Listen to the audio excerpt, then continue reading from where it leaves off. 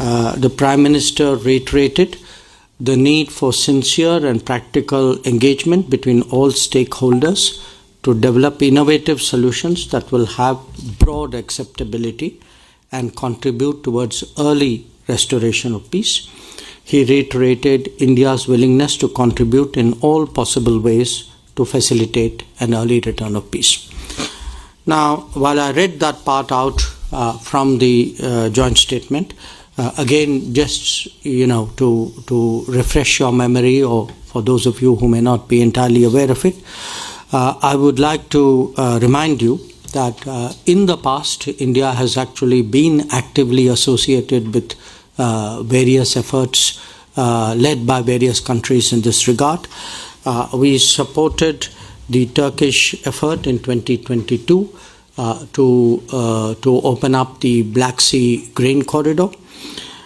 In September 2022 also, Prime Minister Denis Shmyhal actually took up with us the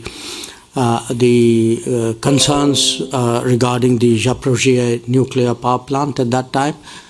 It was a matter on which we had been thereafter directly in touch with the Russians, and then back to the Ukrainian side, also been in touch with IAEA Director General Rafael Grossi. And at various other points of time, we had also taken public positions cautioning against the danger of escalation. Now, let me now come to today's discussion on this particular subject, because I would say in terms of the time which the Prime Minister and President Zelensky spent, most of it actually was in regard to the conflict. So here, the Prime Minister spoke about our position, which I have summed up for you, that there is not an era of war, that dialogue and diplomacy are key to the solution, will not come out of the battlefield. He shared the widespread sentiment in the global south about the repercussions of this conflict for them. He spoke also about his discussions recently with President Putin in Moscow. The Prime Minister, if you remember, was there in July.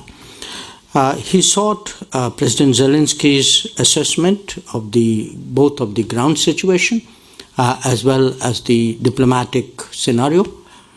President Zelensky spoke at some length on both issues. He also spoke about taking the Global Peace Summit in regard to Ukraine forward. And I would say, if I were to kind of sum up really what was a fairly long and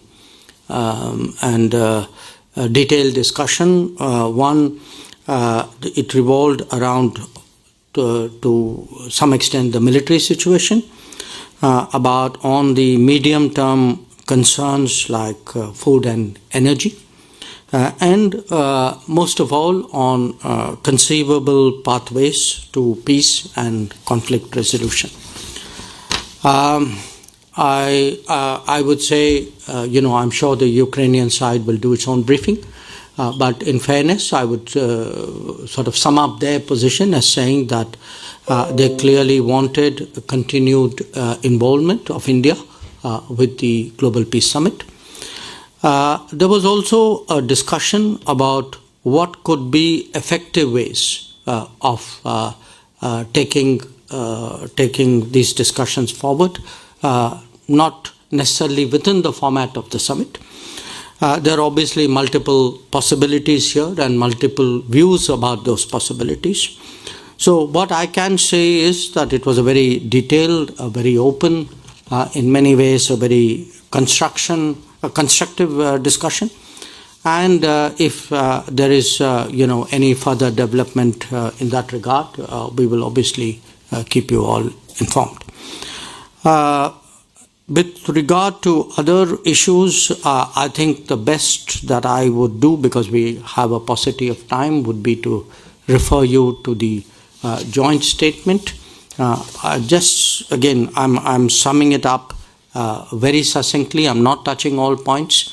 But in the joint statement, I want to emphasize that the Prime Minister and the President reiterated their readiness to further cooperation in upholding principles of international law, including the UN Charter, such as respect for territorial integrity and sovereignty of states.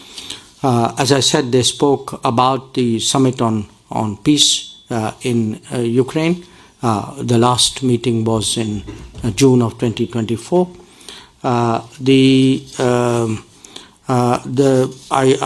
In terms of our own positions, I think I read out for you that particular paragraph.